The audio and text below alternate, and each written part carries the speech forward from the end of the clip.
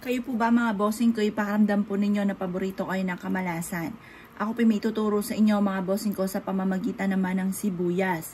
Ngayon po mga bossing ko, ang sibuyas maraming benepisyong dulot. Pwede rin po ito mga bossing ko kung halimbawa ikaw po ay may karamdaman, mag-slice ka lang po mga bossing ko ng sibuyas at makakatulong po ito para mahigop niya yung mga negatibong enerhiya na nagdudulot ng karamdaman para gumaling ka agad. Bagamat mabaho po siya pero may benepisyong dulot po ito mga bossing lalo na pagdating sa ating kalusugan at ganoon din po pantaboy ng mga kamalasan.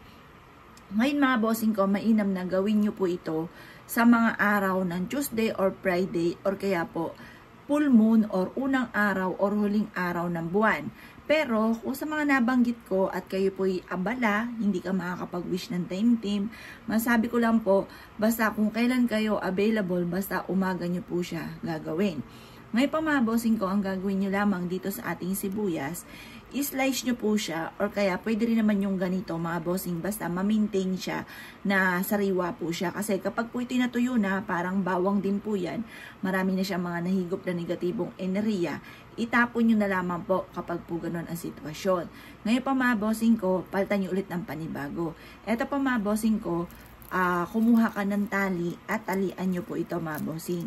Ito pa mga bossing ko ay pwede nyong isabit sa inyo pong bintana or kaya sa main door. Pwede rin naman na i-slice nyo to lalo na kapag may mga karamdaman or matitindi ang mga pagsubok po ninyo na pinagdadaanan. Ngayon pa mga bossing ko, ang gagawin nyo lamang, magwi-wish ka na hawak po ito. Sabihin nyo po sa may silangan kayo, magwi-wish ng mga bandang alas 7. Sabihin nyo po sa pamamagitan ng sipag at tiyaga at pananalig sa mahal na Panginoon at pag-iingat sa aking kalusugan, ay makakamit ko lahat na aking mga ninanais sa pamamagitan din ng pampaswerteng ito. Sabihin niyo po, ako'y gagaling na sa aking karamdaman, kailanman na hindi na ako mamumblema sa pera, siksik-liglig at umapaw at maraming blessing ang darating sa akin. Ganon ang mga pag-wish na walang gamit na sana, direct to the point mga bossing. Ngayon pa mga bossing, kapag tapos ka na mag-wish mga bossing ko, ibilad nyo lang siya hanggang alas 8 ng umaga. Makalipas ang alas 8 ng umaga mga bossing ko, isabit nyo na po ito sa main door or kaya po sa may bintana ninyo or kaya i-slice nyo na po siya at ilagay nyo po ito sa kwarto na may karamdaman. Or kaya mga bossing ko, kung parang pakiramdam ninyo na parang mailap sa inyo ang swerte, mainam na mag-slice ka nito at ilagay nyo po ito sa salas po ninyo. Ang amoy po nito, bagamat mabaho, pero magdudulot naman ito sa inyo ng swerte.